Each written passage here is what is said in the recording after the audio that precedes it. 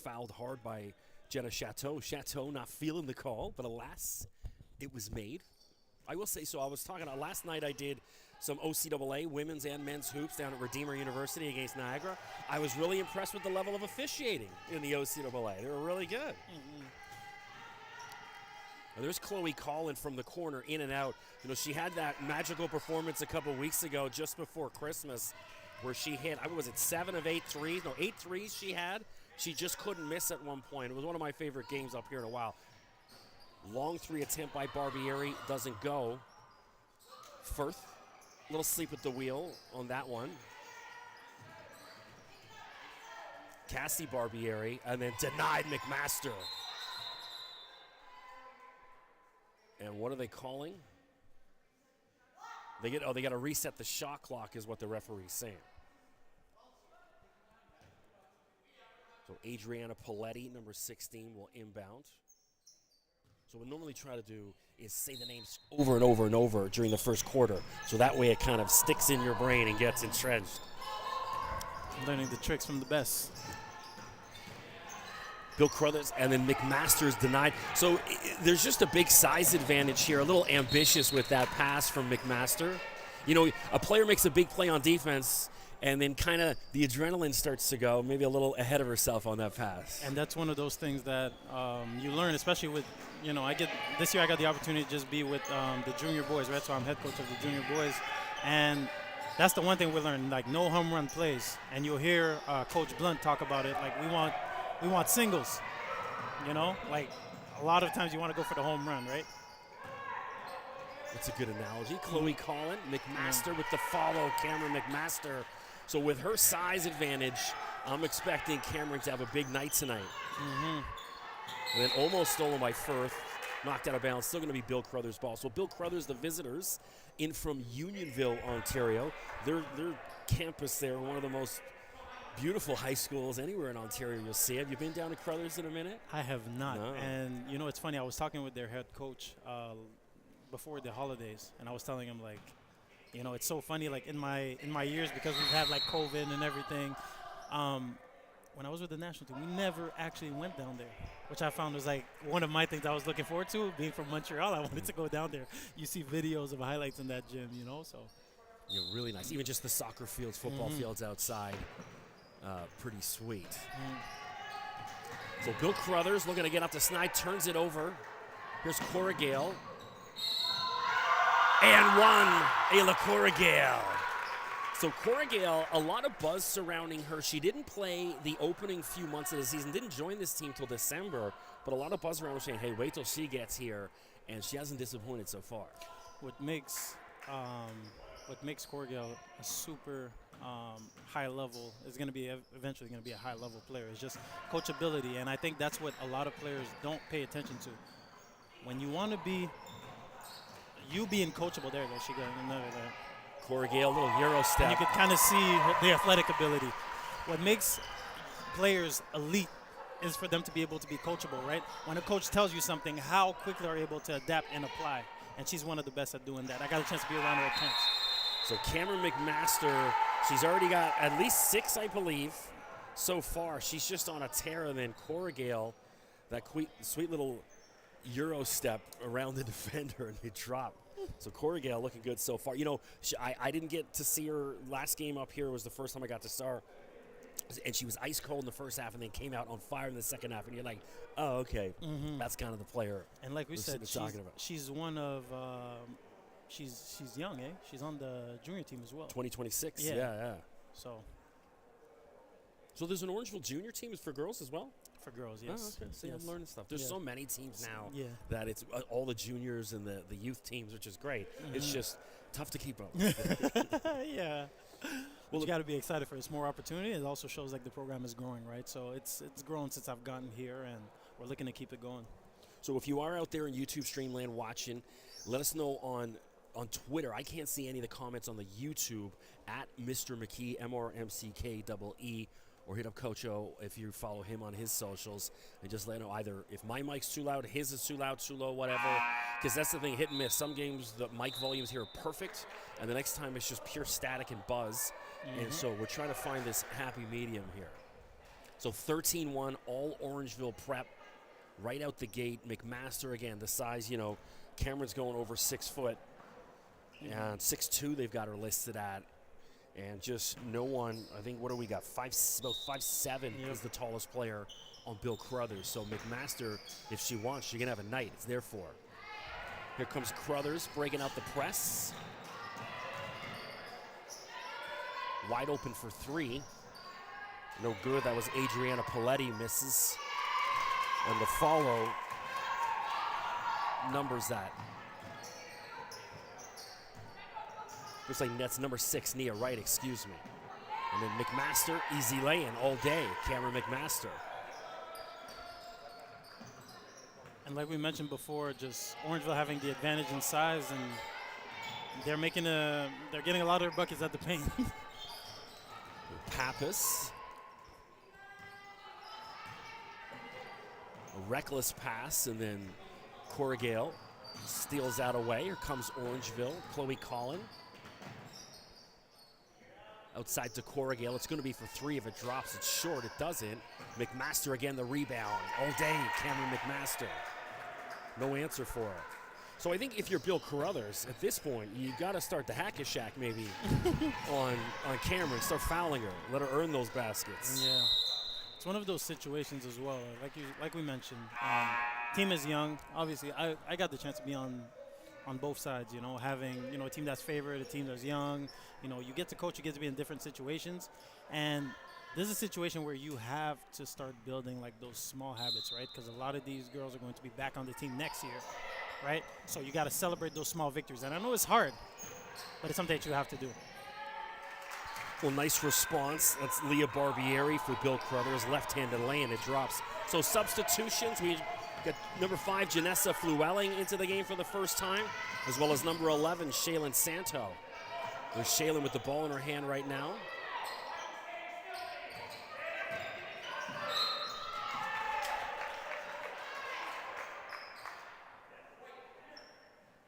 And we're going to get the foul call from referee. See, a lot of the times, even up here, I still can't hear what they're saying. So I'm guessing a lot of the time, trying to figure out. So still couldn't hear what was going on there. So Janessa Flewelling at the free throw line from Midland, Ontario. She's a 2024.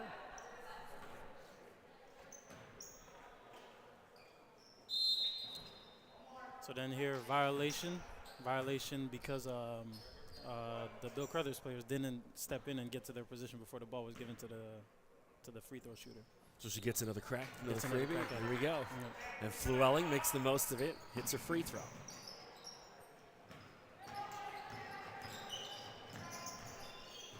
Pappas. And Flewelling comes in and rips away. Possession arrow is going to favor Orangeville. So everything going the way of the Orangeville ladies. Orangeville, of course, in the hometown white jerseys, black trim. Bill Crothers, black jerseys, red and white trim. Firth. Chloe Collin. But she hit it. Doesn't count. What do they call? Something underneath the hoop. Did you see it? I did not. I guess it was 3 seconds in the key. That's always a tough one. Seen some good videos on Zach Eady online where they're not calling it. There's one where they have him in the key for 14 seconds. And they wonder, like, hey, why can't we get a basket? It's because there's a 7'4" guy just parked under the hoop. And the refs aren't calling 3 in the key. Yeah. They had a clock on it, and watching 14 seconds. 14. Yeah. I got the chance to see Zach up close a couple weeks ago here in Toronto when Purdue was playing Alabama. Here's Flewelling, looks good. Rolls off the rim. Santo. And knocked out of bounds, still going to be Orangeville ball. So one of the things I like about this Orangeville girls team is, Avery Miller out, that's one of their star players, but different girls have taken turns having different big nights. It's like a couple weeks ago, I remember Shaylin Santo had a night, and then Chloe Collin, Cameron McMaster tonight, each night, and there's a big 3. And that's what you want to, as the season is going, you want everybody's confidence to be able to build in the right direction, right? And a lot of times you pay attention to the top. That's a take. We got didn't do a really good job in transition defense right here. But a lot of times, like, that's what you want to be able to build towards, right? At the end of the year, you want everybody to kind of build a little bit more confidence where everybody kind of has roles, right? Because roles are super important in basketball. Well, speaking of that, was Shaylin Santo with that three. I was on cue after having had that big night a couple weeks ago. She's getting started off the bench, and then the response from Tushani Umaraj for Bill Crothers. 21-7, 4:11 to go. Substitutions coming back in. It's McMaster and Corrigal. Well, McMaster wide open in the corner here. No one on Bill Crothers has noticed. No, she could shoot it. Yeah. Corrigal for three. No good. Flewelling. Well, Santo just hit one. Why not have another go? Ooh. And out of bounds. Good idea to just let it roll. Also got Daniela Zeppieri, number 11 for Bill Crothers out there. She just took the inbound. Katarina Pappas. Nia Wright. Shot clock at 10. And just careless with the ball, a little bit too reckless. Yeah, that's always a tough one. Like, she drove right and tried to make a cross-the-body pass. Those are always hard and very susceptible to turnovers. That's another 2 pointers for McMaster. McMaster all day. They can't stop her. Barbieri over top of McMaster this time decided to pull up instead, wisely. Oh, that's a rim run. Look at that. Corrigal, no look. That was sweet. Santo in the corner. Another one. And Cameron McMaster, she's fouled. So I'm okay. We just talked about that. She's getting too easy a shot. And finally, someone in Bill Crothers decide, hey, if she's going to stand there, we're going to let her know. And if you're Bill Crothers, you have to make a decision on the flight of the ball. So when that ball when somebody takes a shot, you have to find and initiate the contact first. Because right now what Orangeville is doing is nobody's putting any bodies on them. So they're just going to the offensive rebound. So McMaster at the free throw line. Cameron from Calgary, Alberta. Definitely going to see her playing at the next level somewhere, whether it's in Canada or the U.S. Oh, yeah.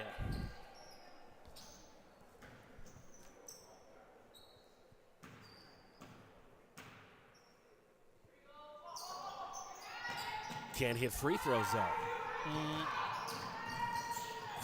Zeppieri back the other way. Barbieri stepped out of bounds. I talk about this every game. See, this time she was a good 1.5 feet out of bounds. It happens every They game. don't pay attention to the lines. Santo inbounds. Corrigal. Oh, goes by everyone. Goes through a left hand, and then McMaster fouled again. So it's almost like the Crothers team sitting listening to us in the broadcast booth. They're starting to get the message. Let's put her on the line. Hey, keep in mind she went 0 for 2 last time, so if your Crothers keep this up.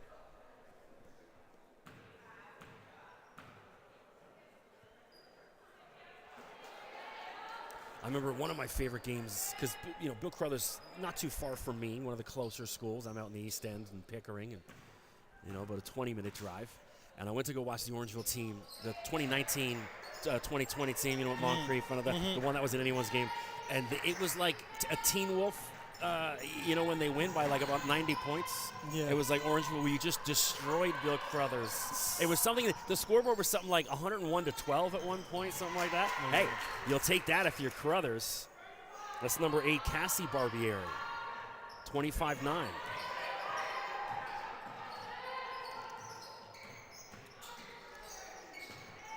McMaster, spin move, gets her own rebound. Corrigal attacks, won't drop. Another offensive rebound. Ayla Corrigal. So she's having a night. You can see Orangeville really making an effort to get to the paint and crash offensive rebound. Is that Fiona Madigan? It is number 0. Number 1. Yeah, number 0. Just out there, Yep. Because the zero's so narrow, it looks like a 1. So we're seeing Fiona Madigan, first time this evening. Are we in the evening yet? This afternoon still, excuse me. Barbieri. And then can't turn it away. Well, they got a little bit of luck on their side, and then finally, on a foul called against Flewelling, Daniela Zeppieri to the free throw line. You can see Orangeville putting pressure a little bit higher up on the court, on the court. A lot of times, if your rotations are not crisp on the backside, you give up a lot of stuff at the rim, and you see Crothers is able to take advantage of it, being able to go to the free throw line. So there's Zeppieri. She's a 2024. And hitting free throws. 27-10. And Jenna Chateau back into the game. I like the shoes on Jenna today. The pink on dark pink. It's a good look. See, I'm one of those dudes. I'm not afraid to wear pink. You know? Yeah. Like I would, if there was a men's size of that shoe, I'd rock it. I like it. Me neither. I definitely would as well. Chloe Collin muscles her way through, and it goes too much. She had 4 girls in black jerseys around her, still muscled it in. You can see. There you go. You see it? There you go. And it's layups, and it's. Ooh. Big defense, Janessa Flewelling with the block. So for those expecting Fort Erie, the 2 men's games following this, it's canceled. We're going to have the Orangeville national team versus the Orangeville provincial team coming up at 6 p.m. instead. So I just found this out as I was driving along Highway 9 on the way here. So this is news to me. Because it was on the Instagram. Normally there's like, hey, game day, especially a triple header. I'm like, why isn't anyone posting anything? And then when I get a text, I'm like, oh, that makes sense. Do we know where Fort Erie is, what the issue is? Ooh. That's Daniela Zeppieri, long 2 for Bill Crothers. From what I heard, there's weather conditions. Oh, down in that neck of the woods? Yeah. Hey, lake effect is a real thing. It's a real thing now. Yeah, well, I mentioned I was down in Hamilton last night in the radio. There's Sheila and Santo. And they were saying they were expecting a big overnight storm down in the St. Catharines, Niagara area. So, but I think I was a traffic reporter for 5 years, and I did the St. Catharines, Niagara, a couple stations down there, and it's weird. The weather that would be in Hamilton would not be anywhere near the weather, and vice versa. You could have huge snowstorms, kind of about 30 minutes apart, significantly different. Knocked away by Chateau, and she throws it off the leg, but still. They've only got about 1 second left to get it over for half. What is it? It's 8 seconds in FIBA, right? Yep. See, what's funny? 1 second to get across. I'm so NCAA'd where I think it's 10, and I got corrected a couple weeks ago on a broadcast saying, no, it's 8. And it's like, oh, okay. Get it over. Well, it's the right thing to do, at least get the heave up, but Chateau rips it away. Chloe Collin for 3, why not? McMaster. Up and under, nope. Barbieri pushes it ahead. Zeppieri.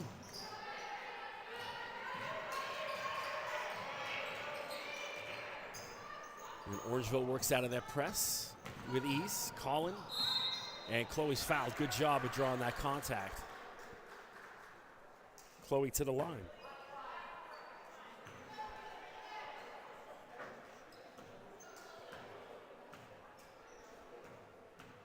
You can see what just that one performance can do for a player sometimes. Opens just allows them to be so much more free to be like, look, I know, wow, okay, I can do it. I can hit like 8 threes in a night. So. Oh, yeah. But part of it, too, is you got to put in the work.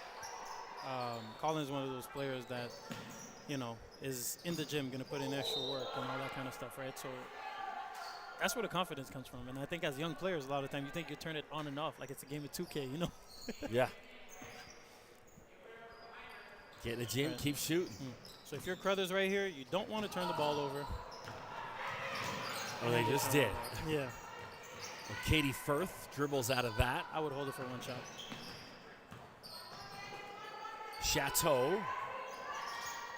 Yeah, they had the last shot opportunity. It doesn't matter. Cameron McMaster all day long. 10.2 left, so Crothers going to get a chance here to try to heave one up at the end. They started the clock when they shouldn't have, so I think that's what the ref has stopped, because it was at 10 seconds, it's now at 8.9.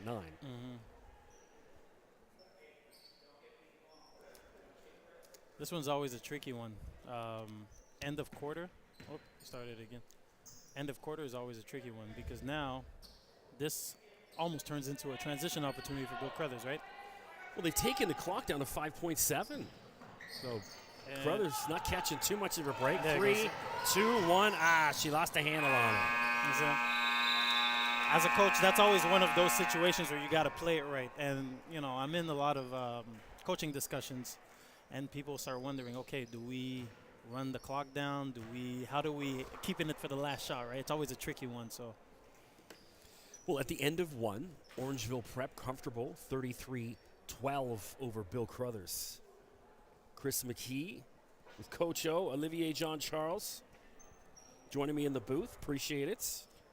So I know let's plug your podcast. What's the name of your podcast again? Oh, so I appreciate it. I got the Project 365 podcast, and basically my goal is I'm just trying to highlight and help kids understand, well, kids, parents, anybody really, just understand that with basketball there's different things that you can do, right? So on my podcast I have different people that come in and just just talk about like how they are affected by the game, right? So I got strength and conditioning coaches, I have content creators, I have head coaches, assistant coaches, film video coordinators and all that kind of stuff. So it's interesting for me because I think as a player you get very stuck into believing that, okay, I gotta play to make it, to use basketball, but you learn there's a lot of other ways that you can do it.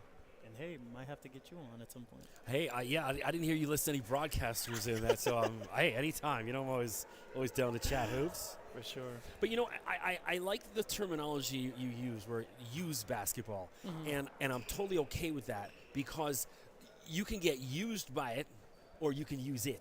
Exactly. You know what I mean? And I learned that coming up because I felt, me playing hockey and soccer, I felt I kind of got used by the system a little. So as I got older, helping my son through the system, I was like, I don't care. I'm going to use this system for the sake of my child. And and now he's playing university soccer. Absolutely, absolutely. It's about creating experience as well, right? Because like what you want to be able to do is you want to be able to eventually be able to go down and say, hey, yes, okay, let's use this situation. Yes, I was at Orangeville Prep.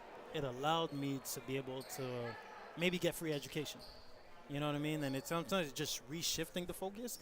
It takes the pressure off of players, because you don't realize, and I get the chance to be around these guys every day, you don't realize how much pressure they put on themselves.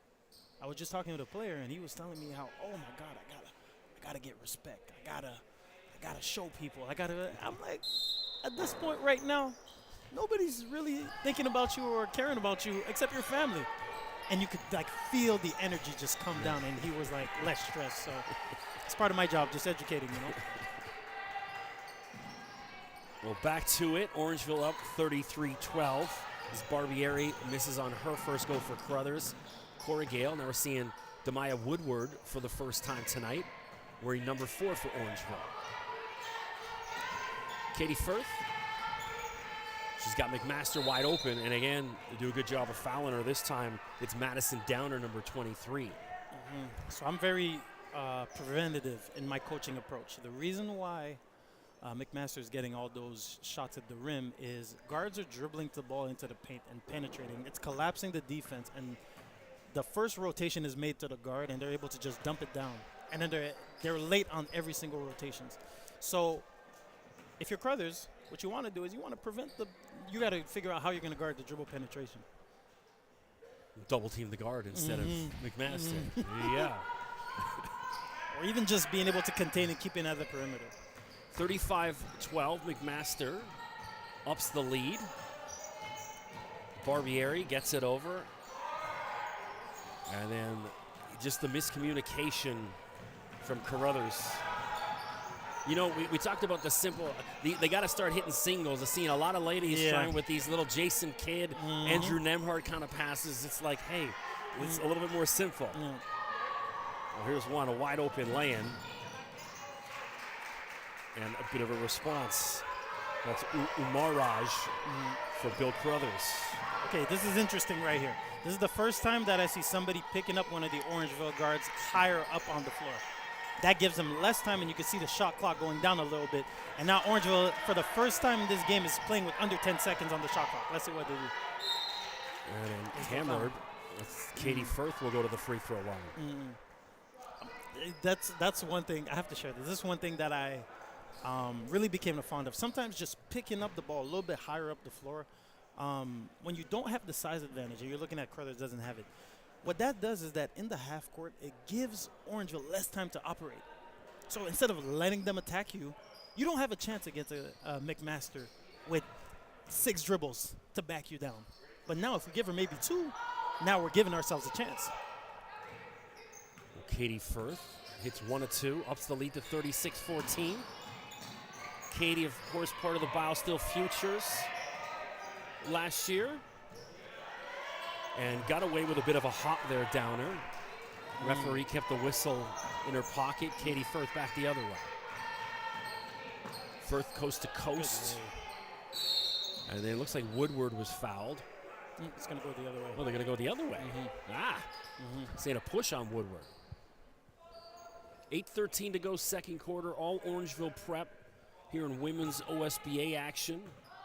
Which at the top, Orangeville comes in 7-3, the number 3 team in the Trillium Division. Orangeville's setting up a little zone press. Sorry to cut you off. No worries. A little zone press, putting a bit more pressure, just switching up the full court press look. And it works. Cora Gale steals that away. And then a little miscommunication between Cora Gale and McMaster. I thought Ayla was going to shoot the 3. I think McMaster was thinking the same thing. But what I like about this Orangeville team right now is you're not going away from what works. And I tend to see it a lot where things start going well and everybody wants to go to me, my turn.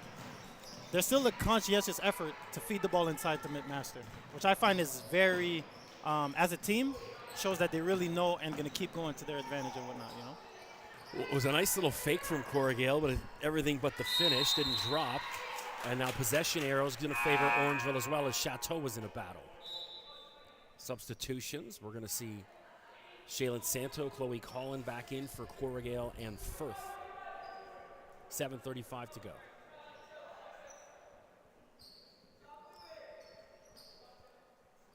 With Cora Gale out, Chateau is going to have to assume the point guard responsibilities.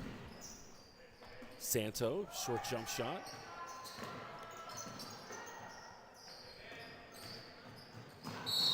And it's got to be a double dribble, yeah. Easy call for the ref right in front of him. And now Woodward back to the bench, Flewelling back in for Orangeville. 36-14. I miss when they have the DJ playing mid-game because it just gives a different vibe. Santo. Bingo, Shaylin Santo from range. That's her second 3 tonight. It's her second 3. And again, as you mentioned, confidence is growing. Stolen. Oh my God. McMaster. Oh, and then denied from behind. You know, they got away with a tug there. McMaster got the steal. She got yanked, almost like a wide receiver trying to get past the defensive back. They got away with it. That's exactly what my mind went to. She's showing different sides of. She has her fingerprints all over this game. Barbieri. Got to hurry and get this over if you're Crothers, and they don't. You know, the players got to have an internal clock there. That's not something you can blame on coach. That's one of the hey, you got to know the time yourself. 39-14. Speaking of that, while any NFL Super Bowl predictions while we're talking football here, as Colin gets stripped. For everybody who follows me, everybody I talk to, everybody who knows me, I'm a big Baltimore Ravens guy. Okay. So, yeah. Well, you're looking darn good this year. We're looking good. And finally, that's Nia Wright over top of everyone. You gotta like that. So Orangeville wants to press. Okay, throw it over top of them. Chateau. So again, the effort is to go against it, is to keep going inside. Well, the pass was a little hot from Colin to McMaster. You want a bit more touch on it than that. When Chloe just rips it back, makes amends. Slows it down. You can hear the instructions from the bench. McMaster.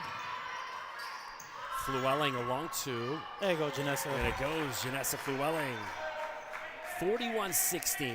Orangeville pouring it on. So Bill Crothers without perhaps their star player, Kimara Polidor, injured. Sitting over on the bench. Hey, a long three. I'll take that. That's Cassie Barbieri for three. You know, if you're Crothers at this point, just keep putting it up. Got nothing to lose. I like the activity of Crothers in starting the second quarter. Just a bit more active. Sometimes that's all you really need. There you go. Like it puts a bit of indecision on Orangeville, and you can see they're able to just, you know, create some kinds of indecision in the offense. With Barbieri with the steal, couldn't finish on the lay-in, and then Orangeville gets it right back. So time on the floor, Orangeville prep. Coach Greg Firth wants to regroup with his troops. 5:06 to go. We appreciate you guys tuning in out on YouTube Streamland. Remember, any issues, just hit me up on Twitter at Mr. McKee. We're sounding too loud, too low, or just too much. So I mentioned last night I went down to Redeemer. It was my first time going down there.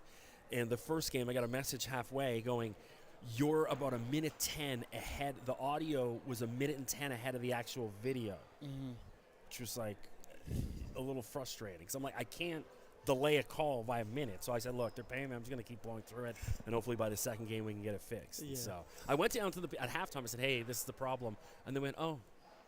And that was that was the result of that. And so they waited till the game was over, and then for the men's game, we figured it out. So what we had to do was we had a computer screen which was about 1:10 behind, and so I had to just ignore what was going on in the gym and just watch the computer screen. So it was I could hear like a huge three happening or something. There was a fight at one point, and I was like, don't look. I can't look because I have to focus on what's happening 1:10, you know, or 1:10 ahead or behind, actually. So it was a little frustrating. For sure. It's always tricky. Technology is always tricky, you know. I know my way a bit around technology, but it gets, you need the right people, for sure, to run it smoothly. I just think at the college university level, you got to do your athletes a little better than that, make sure their family and friends are able to watch them appropriately wherever they are in the world. Especially, you know, OCAA, OUAs, guys from, like my son's soccer team, they get guys from all over the world. They got 4 or 5 guys from England, guys from South America, Western Canada. Their families want to be able to watch a decent stream, and we don't. The commentators are horrible. Flewelling, no good. Stolen by Madigan.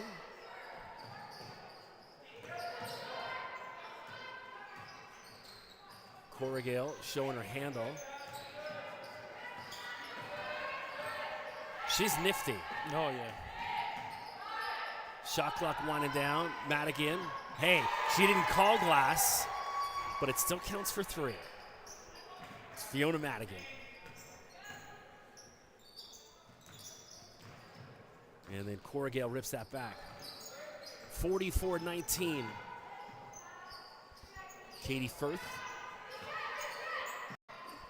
Madigan, you know, she just hit that 3. She deserves a heat check. It's going to be a long 2. It doesn't go. It's almost like, you know, when you're playing street ball, you hit the 3. Respect. Give me the ball back. Respect. Flewelling steals that. You know, Corrigal, that left arm of hers, she's, you know, using it to push off the elbow. She's getting away with it now. I think certain refs kind of get a hand a handle on that, and might be in trouble in the future if she's using it too much. Shot clock, 5.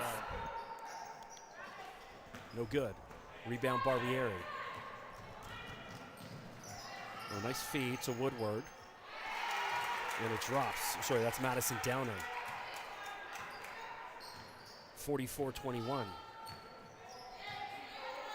So Barbieri up for it. Number 5 on Bill Crothers. And Madigan misses on that 3. Keep shooting, though.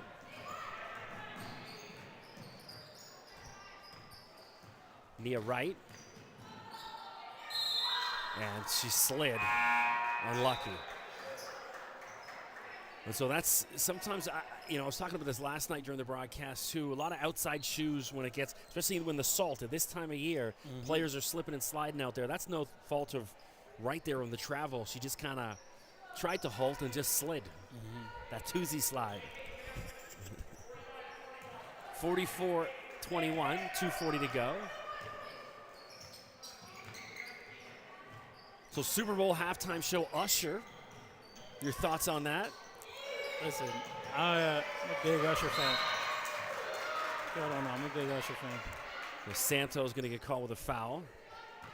Yeah, I'm Team Usher. It's always interesting. Super Bowl, you never know what guests they're going to have, Well, they also got to keep it safe somewhat. You know what I mean? And that's Usher's like, hey, there you go.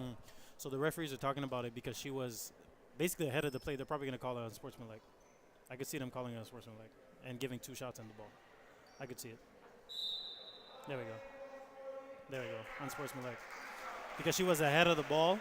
She was the ball handler was ahead of the play. So there's a rule. They're doing a better job now in the FIBA. They're trying to make sure that any take fouls and whatnot, they're trying to take that out of the game, because in the future, in the past, you remember what people used to do. You used to foul to prevent the layups, right?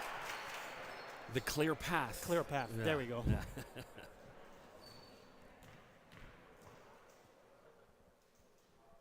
I do watch some basketball sometimes. Yeah. That's Katarina Pappas with the free throws for Bill Crothers.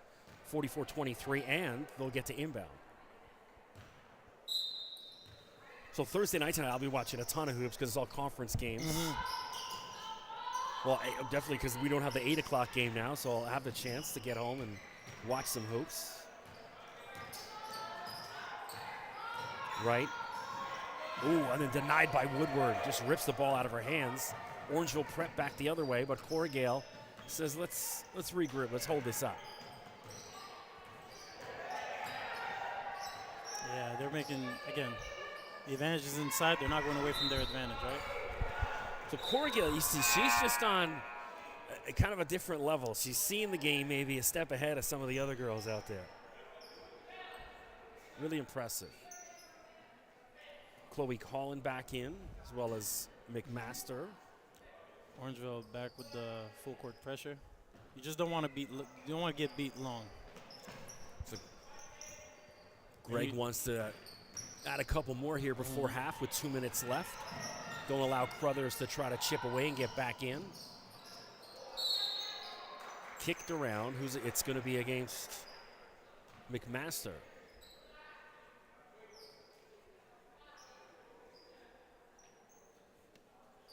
So Crothers inbounds, 14 seconds on the shot clock. Plenty of time to kind of set up what they need.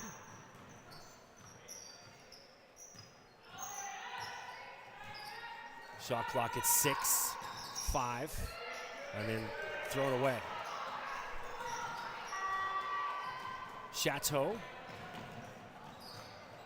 And Crothers got away with a foul as Chateau wants to go coast to coast, but then she's fouled and he'll shoot 2. So you're taking off at halftime. Where are you headed to? I just have some errands I have to do for just for the academy. I just got to go. Just yeah. So are you living up here? I am. I'm in the residence up here. Nice. So it's fun. I get to be around the kids all the time and just like see the full development. From 6 a.m. What time's lights out in the dorm? Lights out in the dorm is 10:30. Wow. Yep. Oh God, I couldn't. Yeah. I went to bed at 3:10 last night. I'm not up to no good. I just I didn't get home from Hamilton till after midnight last night. As long as you're in your room at 10:30, like you're fine. Well, I sit in my garage and just kind of hang out, watch hoops and whatever, or football, whatever's on. Yeah.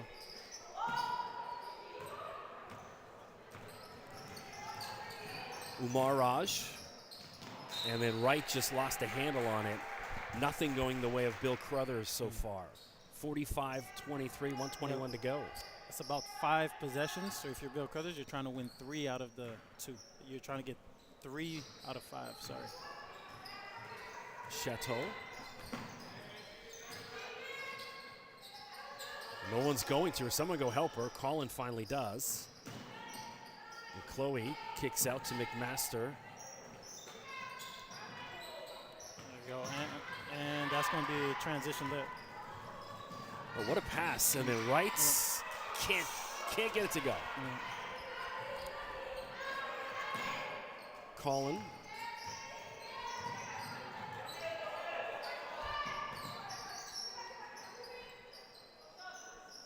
See, they're going inside. And again, if it works, if it ain't broke, don't fix it. Cameron McMaster right there proving that point. 47-23.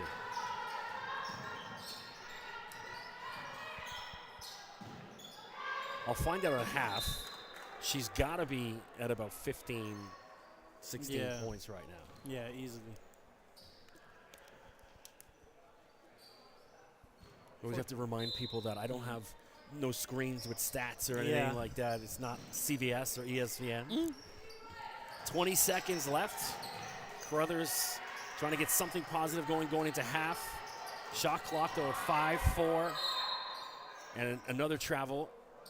No, they're calling a foul against Firth.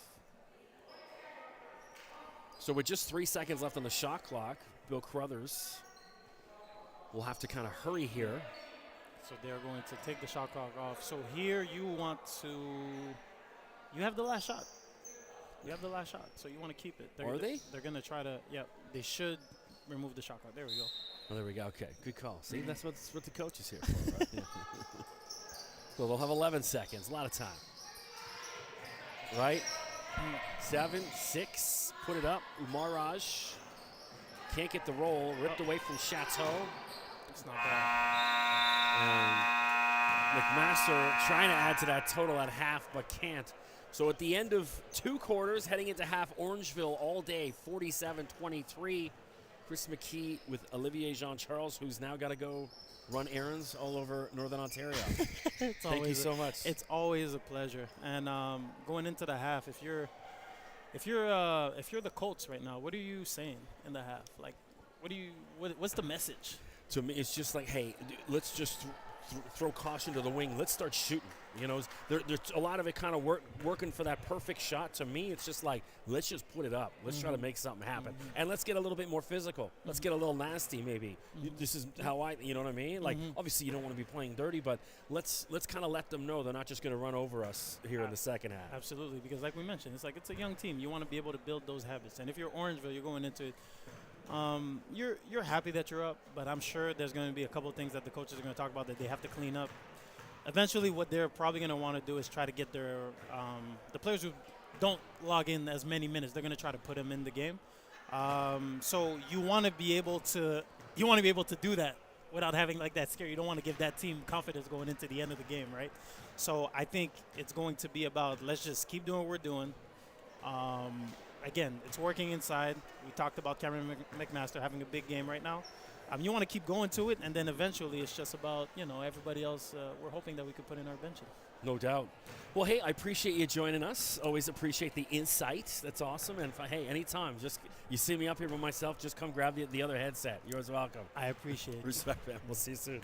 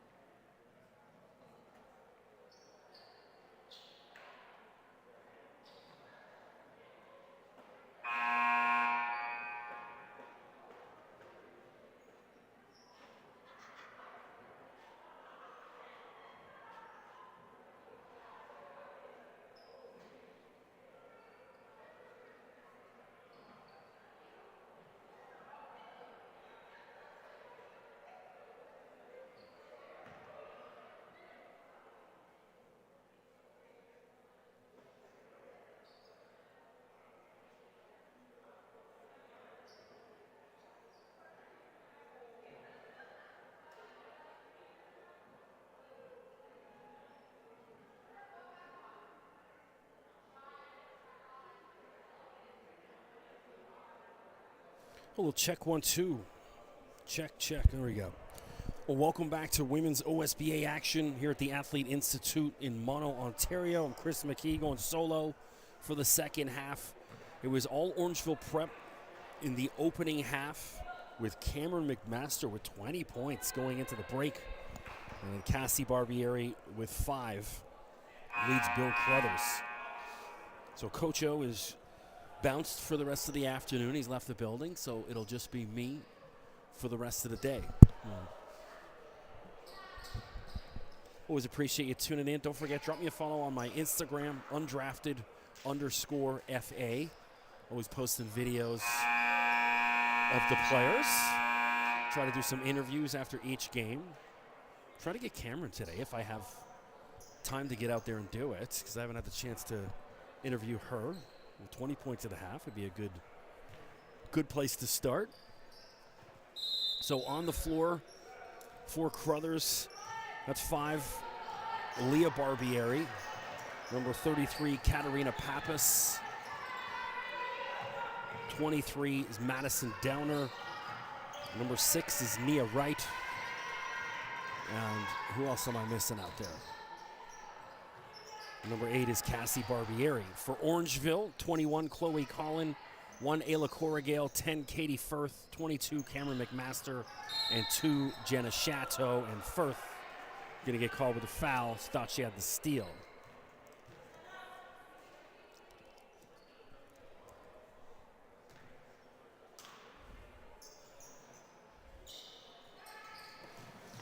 It was the inbound. Crothers, good job working out of that. Barbieri, and then she's fouled by Chateau, it looks like. So Leah Barbieri, not a shooting foul. Thought she was going to get to the line, but nope.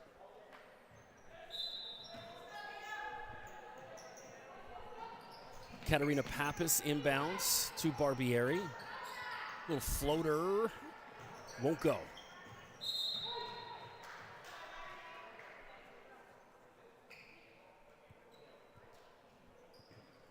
So for those just tuning in, the Orangeville, we're supposed to have the provincial team playing at 6 against one of the Fort Erie teams, and then Orangeville National at 8 against the other Fort Erie team.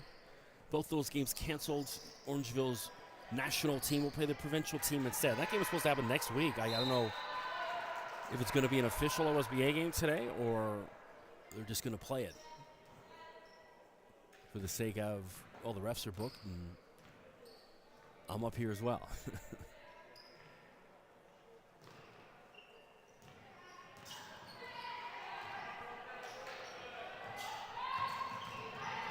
Pappas for Wright, and then off the glass. Nicely done, Nia Wright. 49-25. Collin leaves it for Corrigale. Ella Corrigale. Quarter 3, 52-25. Corrigale, game by game, is getting better and better. Chateau, and then she is fouled. It's Cassie Barbieri. Easy call. So Chateau.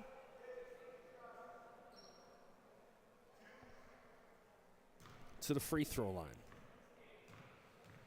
Previously with Lincoln Prep and then John Redmond. Well, I seen a gentleman with a Humber College zipper on or a hoodie, so I'm assuming that might be Jenna's dad. He's the athletic director at Humber College. Step back 3, too much. Which it looks like it was just inside the line, forgive me. And then you want to use some backboard, but don't throw it over the backboard. Collin leaves it for Corrigale, and then she's fouled by Downer.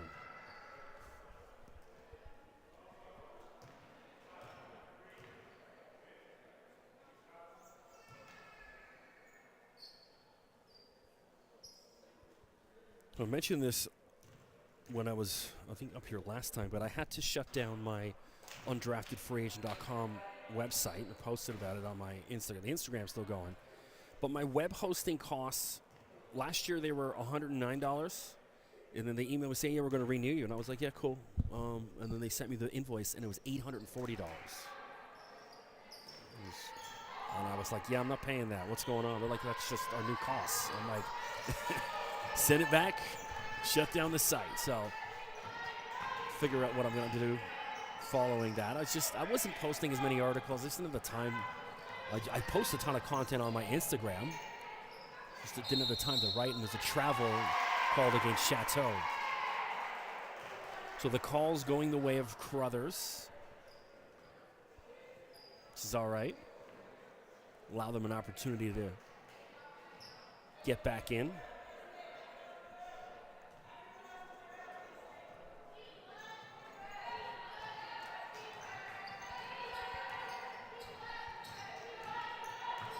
Barbieri to Downer. And then Barbieri out there buzzing around. She came to play. She got a great motor on her. Not afraid to take the ball to the hoop. So Leah Barbieri, really one of the bright spots here on Crothers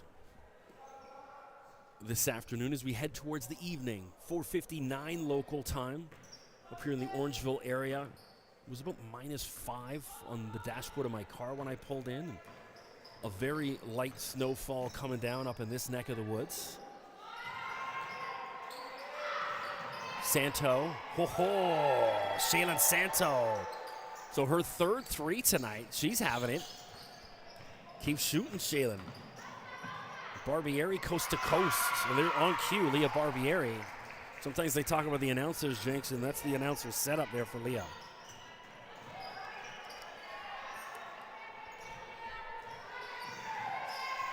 Fluelling seems a bit lost, needs help. And then I don't know why she didn't just hand it to Chloe Collin. It's almost like she ripped it away on like a read option pass in football, or a read option run.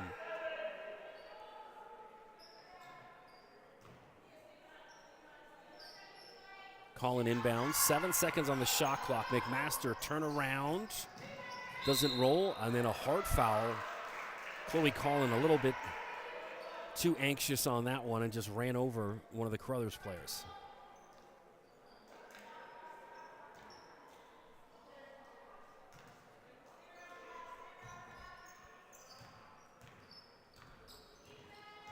.6:27 to go, third quarter. Orangeville out 56-28. Another steal from Fluelling, and here comes Chateau.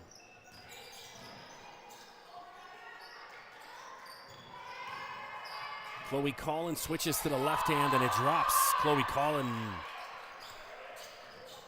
Orangeville pouring it on. 30-point lead now, 58-28. Barbieri, why not? I mean, if you're Crothers, someone's got to start shooting threes. They keep attacking, which Barbieri's had some success, but not a lot of the other ladies in black jerseys have, so someone's got to start shooting from range.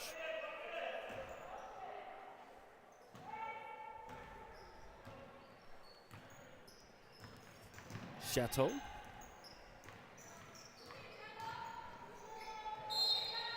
And then Jenna's fouled. She'll shoot two. So normally Fiona Madigan wins the award for best shoes. She's got a good selection, but tonight it's Jenna Chateau. Corrigale's rocking the same shoe, so we got to split that award for them. I'm Chris McKee. Appreciate you tuning in. I'm a little disappointed we're not getting the full triple header tonight. I was up for it. It's circled on my calendar for a couple weeks. I didn't get was supposed to be up here January 8th to do the first women's game of 2024, and then we had that big nasty snowstorm, so that game was canceled, which I was really looking forward to against Excel Hoops. These two teams kind of on a similar path between Orangeville and Excel, really close together in the standings, and so hopefully I'll get to do that one in the next couple of weeks. And even tonight, I love doing, especially the Fort Erie. Man, I believe the Fort Erie's team is the best team in Canada right now. You know, Orangeville has been that many times over the past 6, 7, 8 years. Certainly since I've been up here, and I've never been shy of saying it, but I'm certainly give credit where it's due. Fort Erie, they are the dudes this year, the team to beat. So you have Braden Jackson, who just committed to Buffalo last week. Although, you know, I'm kind of concerned for Braden. Great kid. I think he's a Division I player, 6'8" dude that could probably play 4 positions in college. But Buffalo right now is 2-14. So the likelihood that coaching staff is going to be there next year is slim and none. You know, when you're in Division I hoops and you're going 2-14, especially a team like Buffalo, you know, they were an NCAA tournament team under Nate Oates before he went to Alabama not that long ago. So the athletic director ain't going to stand for 2-14, and then that might only get worse because they're heading into MAC play, which is one of the tougher mid-major conferences anywhere in the U.S.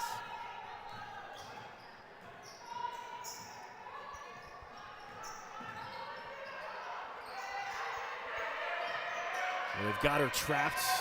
Downer off the glass, doesn't go, and then ripped away by Flewelling, who just too much for Chateau.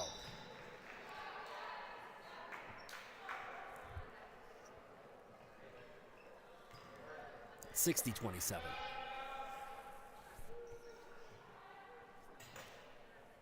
far as on the women's side, obviously Crestwood Prep, #1 team in the country right now. You can argue they're one of the top 4 or 5 teams in North America. I've seen them on social media.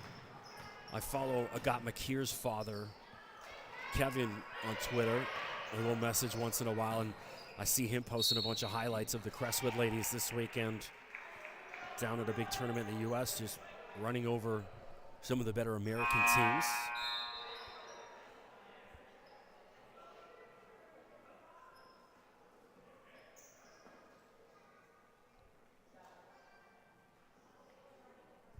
Let's see what the call was, but alas, Nia Wright shoots free throws. Nia from Markham.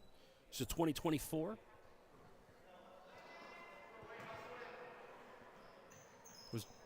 I always do research on every single team, every game. Not a lot of info on some of the Bill Crothers ladies. Went through a lot. The player I had the most info on, Kimara Polidor, not in the lineup due to injury. So it's always the way.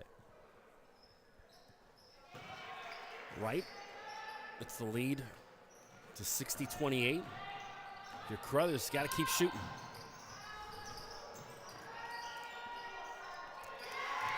Stolen. And then Santo rips it right back and then gives it right back. A little hot potato between both teams. Wright. And knocked out of bounds. What's the call? It's going to be Crothers' ball.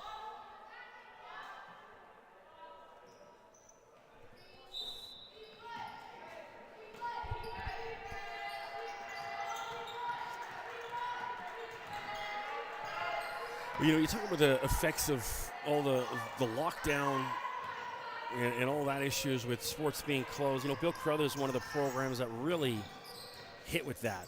You know, pre-2020, Crothers was one of the best programs in the country. And then because they're an actual school, a lot of the other programs were going by different names. Like Markham Prep, I think, was one of them. So they could play, but I think a lot of the logistics of teams that are not prep schools, just affiliated with an actual school, were hurt a lot more. Madigan leaves it for Woodward. Now Woodward off on her 3 attempt.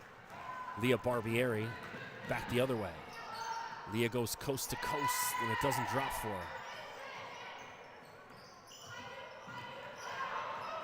And then Woodward gets lost with it, ripped away. Long 2 attempt, bit more like it. Bill Crothers starting to shoot. Well, that's Cassie Barbieri.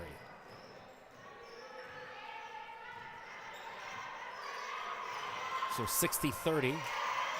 Firth to Madigan. Bingo. Fiona Madigan. The response from Orangeville Prep. They're calling it a 2, though. Her foot must have been just inside the line or on the line because it looked like 3 from where I'm at, but I'm not on the other side of the gym.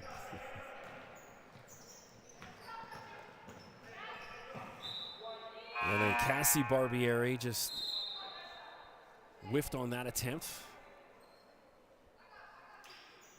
See that sometimes with quarterbacks in football. They go to throw the pass and it just kind of goes behind them. Usually there's snow or rain happening. Not in the gym on that one. 62-30.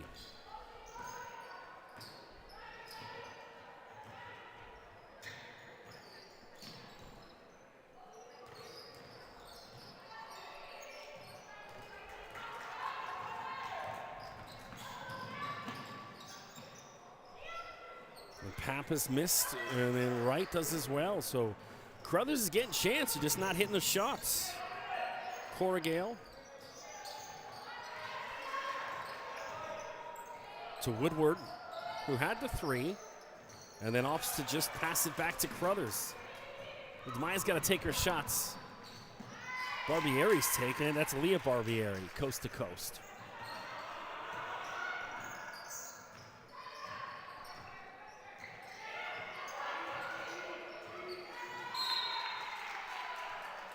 Knocked out of bounds by Barbieri.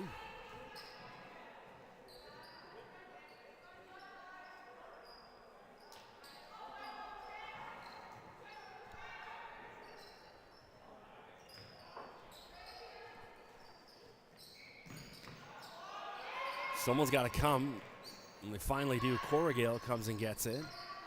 2 minutes left, third quarter. 30-point lead for Orangeville. Corrigal behind the back, and you do all that, and you don't shoot the ball.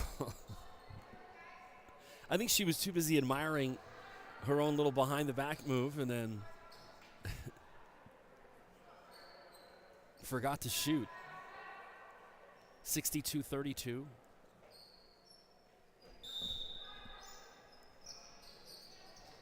Corrigal. Chateau with the shot clock expiring. It hits rim, so the ball's still live. Normally the Orangeville bench a little bit louder. I think everyone maybe checked out a bit with this 30-point lead. Got to keep the ladies involved. McMaster tips it to Corrigal. Wide open, Firth. And Katie's got an easy lay-in. Katie Firth. 64-32 Orangeville Prep. And then McMaster on the defensive end, shaking her head, and I'm with her on that one. She just stood there and swatted it away.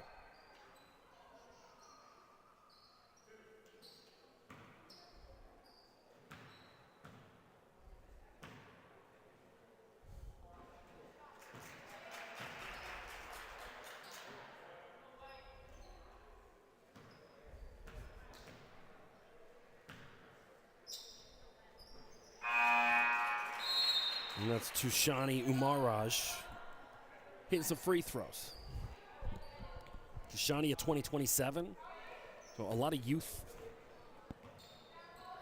on the Crothers squad. A lot of room to grow for some of these ladies. Colin.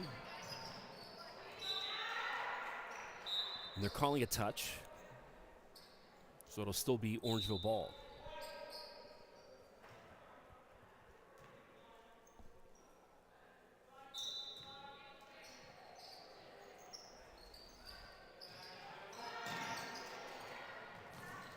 And then McMaster couldn't handle it.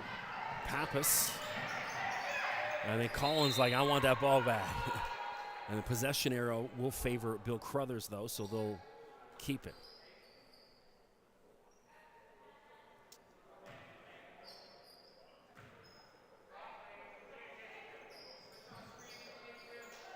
Barbieri guarded by Colin.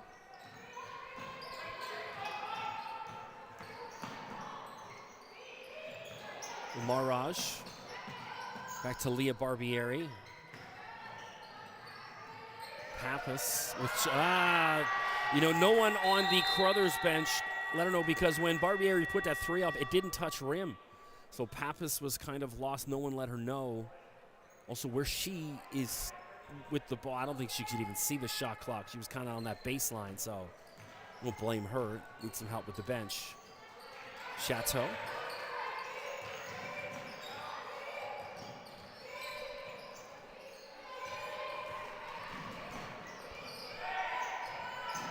Call in to Flewelling. And they're calling a travel on Janessa. Unfortunate. 14.6 to go.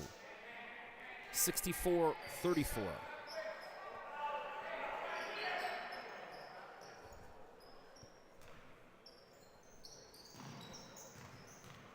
Barbieri tosses it ahead. And Daniela Zeppieri couldn't keep it in. 9.9 to go. Lots of time for Orangeville to get one last shot before the end of the third quarter. Chateau for Firth. 4, 3, 2. Put it up, Chloe. Colin wanted that one. She's a little upset with herself. It didn't go, but 64-34, all Orangeville prep as we head to the fourth quarter. I'm Chris McKee. Appreciate you tuning in. This one hasn't been in doubt much since the opening quarter when Cameron McMaster got off to a hot start, was dominant, and then Crothers has had no response for that.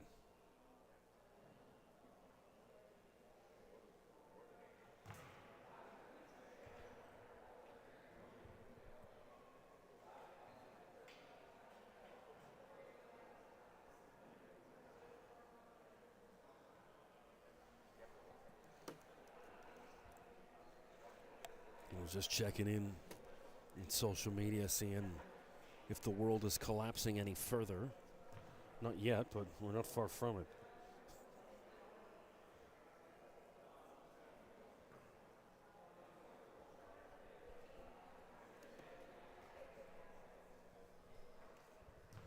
Of course, coming up next, men's action, starting roughly about 6 o'clock.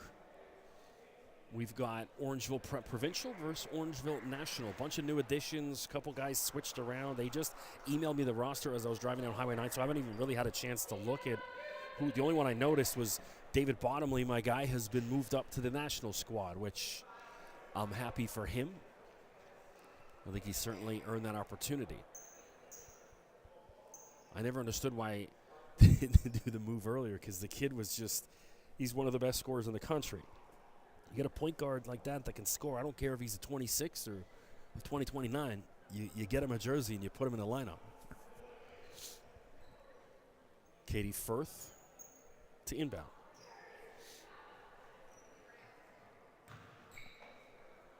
So Firth, Corrigal, Colin, Chateau, and McMaster for Orangeville.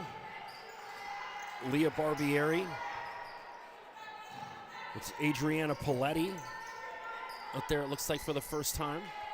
And Chloe Collin adds to Orangeville's tally.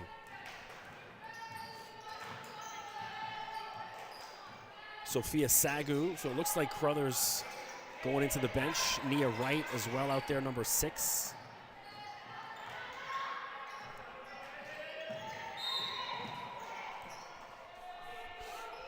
It's one of the Paletti. One second, I'll get a look at the number here, if that's 15 or 16. It's 16, so it's Adriana Paletti.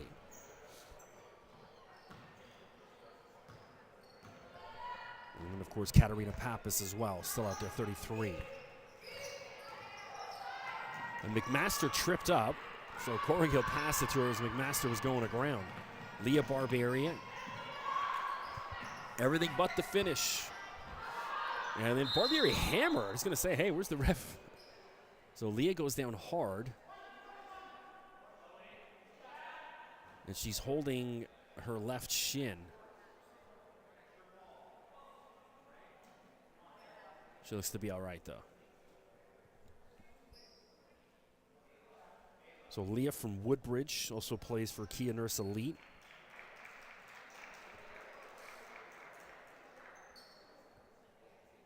I believe they have a sister, Haley, at Queens U. I was doing my research. online the other day. I thought I saw the Haley with Queens. Great program at Queens. Did the commentating for their volleyball a couple years ago. Got to know some of the people in the athletic department, including Alex Dominato, then came to Orangeville here. He's now the athletic director at York University. But just Queens, I heard they're in financial trouble, the entire university, which is surprising because you think they're one of the wealthier universities in the country.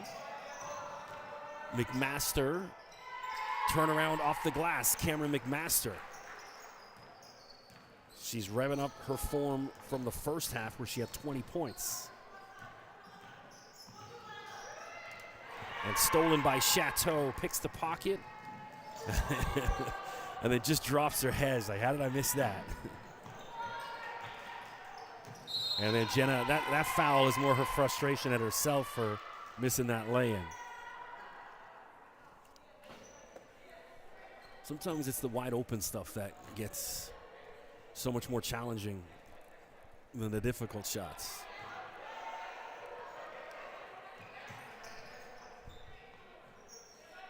Leah Barbieri, guarded by Cora Gale.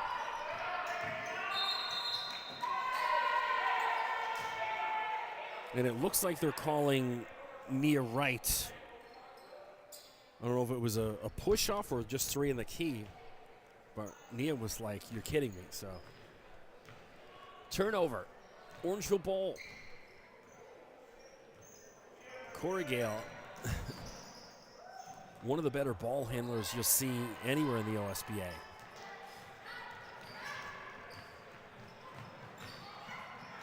I would say maybe Jasmine Bosco a little bit ahead of the curve on that, but keep in mind Jasmine's a 2024 going to Villanova next year. Cora Gale's still a 2026, and so a lot of time to catch up to Jasmine.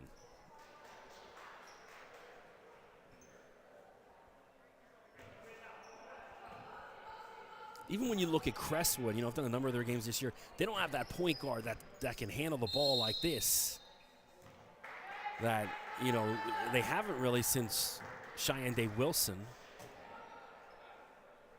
You've got a bunch of great players. It's just not that pure point guard like Cora Gale is. What's the call? I don't know what's happening, but I think, is that 5 fouls, I think, against Wright? Is that what they're saying? I think I saw the ref say that, so that might be it for Nia Wright for the evening. Katie Firth. Again, a little too cash with that one. She's significant height advantage over her defenders. Firth. And it drops and one, Katie Firth. So she got a couple cracks at it, but finally went for Katie. 70-34. Katie from right here in Orangeville converts the three-point play, 71-34.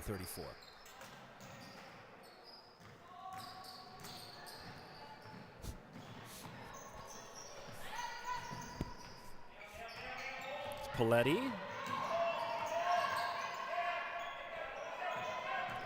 Umar Raj, and she can't keep it in. The pass was a bit too much for her.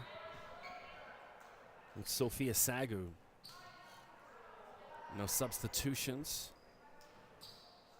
Downer back in. And who else has come back in?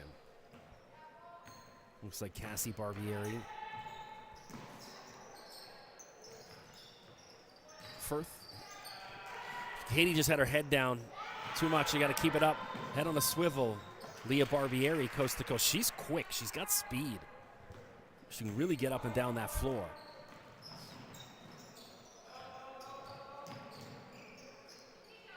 Firth. Flewelling, long two. Downer comes away with it. Madison Downer. Kicks out to Leah Barbieri from distance. And Flewelling comes away with it.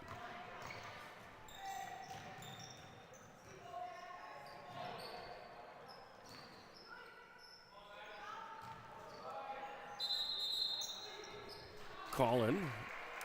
What was the call? 3 in the key? I won't argue at this point. 71-36.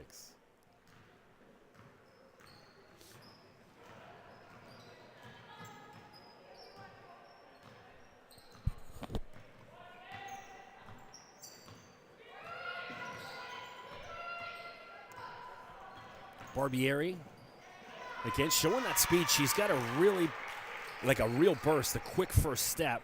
Just blew by the defender and then goes left hand. Leah Barbieri. Well, Leah's certainly been a bright spot for Bill Crothers tonight.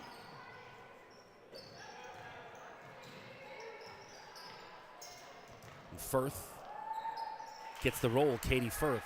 So just the size advantage of Orangeville. They're taking advantage of it. First half it was McMaster. Now they're going to Firth in the post.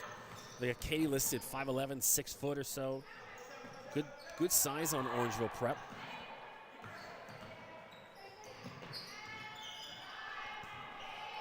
Pappas has it ripped by Chateau. The possession arrow will favor the visitors, Bill Crothers. 5:14 to go.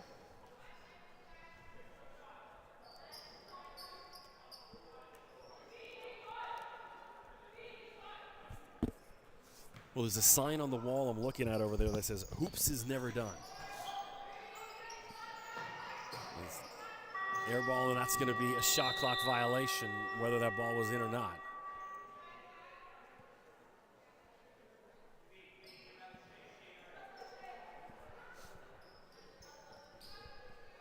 .508 to go.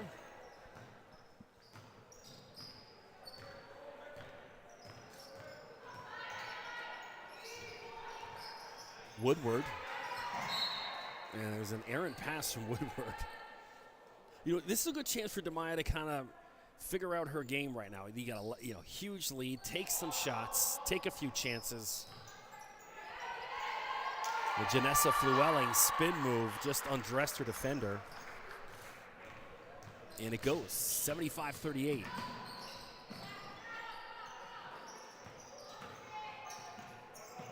Well, Cassie Barbieri, finger roll doesn't go, and McMaster comes away with it.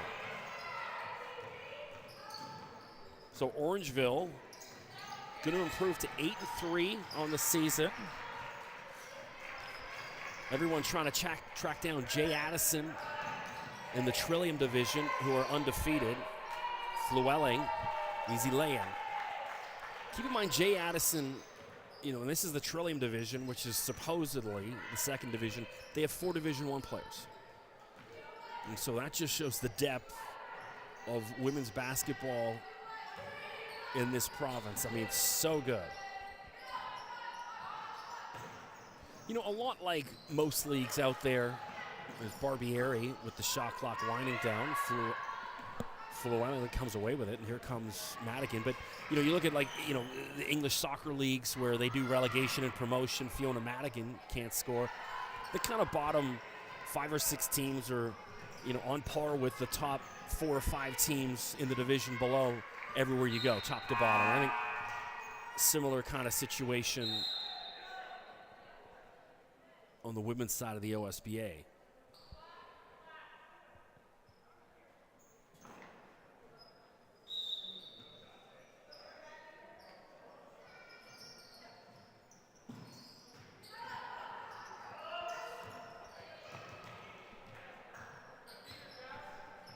Barbieri to Downer.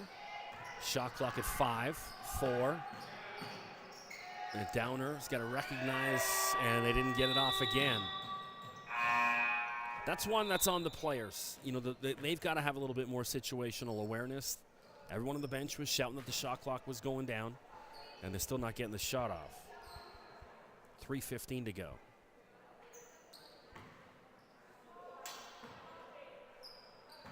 .39 lead for the hometown Orangeville ladies. Of course, coming up next, Orangeville Provincial versus Orangeville National on the men's side. All sorts of new additions. I don't even know who's on these teams. It's a bit of a strange year on the men's side of things. With some of the guys they just got, won't be playing in the OSBA, which is strange to me. I don't know.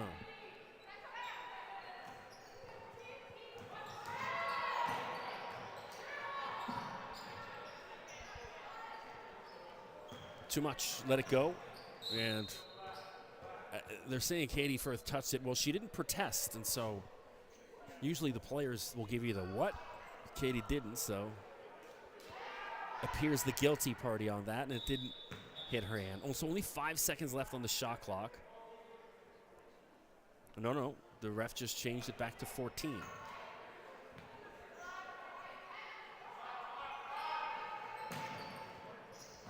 Cassie Barbieri doesn't go for her. The downer rips it off from Woodward.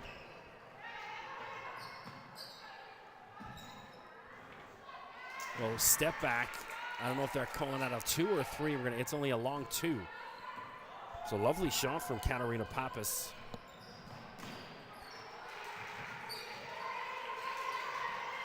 Woodward.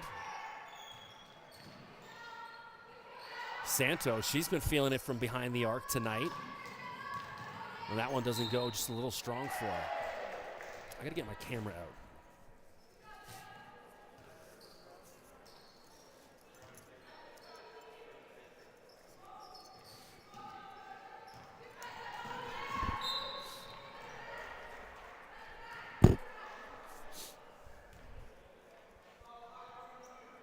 $1:54 to go.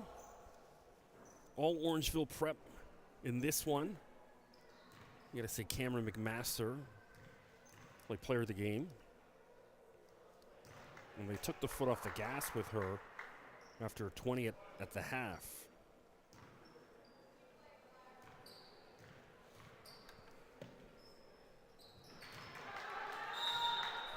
$79-40.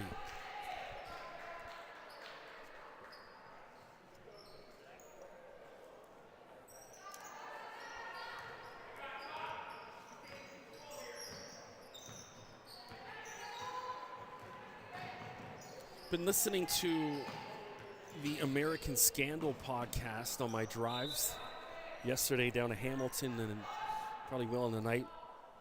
Much highly recommended podcast out there. It's just kind of like they recap. They do it in sometimes 3, 4, 5 episodes. Some of the bigger stories in American history. So I was listening to one last night about the Unabomber, Ted Kaczynski, and Woodward's going to get called with a foul. A couple weeks ago, I was listening to the Aaron Hernandez story, and they kind of wrap it up in about three 45-minute podcasts. I was listening to the Jim Jones, where they all, 700-800 of his followers all drank the Kool-Aid down in Guyana, and all died together. It's crazy. Listen to another one where in Pennsylvania, these judges were putting kids in a youth correction center, and they were getting paid for every kid they sent to jail. And they were sending kids to jail on just the most ridiculous of minor charges because they were all getting paid for it. Needless to say, they eventually got caught and got lengthy prison sentences themselves. And so there was some justice in it. Collin, short jump shot, gets her own rebound. Chloe hell-bent on getting this basket. And a travel. Yeah, I was going to say, hey. Her feet were in there twisting and turning. Not too much of a protest from Chloe on that one. But yeah, American Scandal with host Lindsey Graham. Go check it out. There's nothing really political on it. It's just kind of wraps up important moments in history.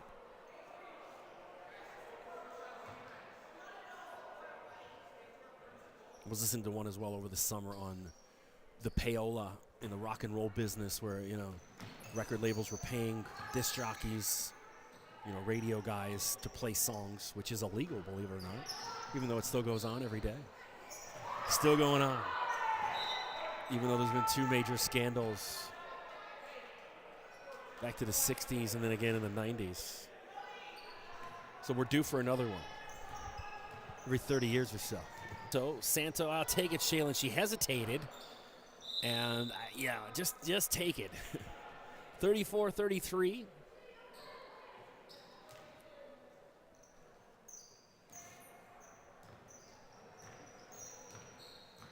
Going to run this out, so Orangeville, a dominant performance.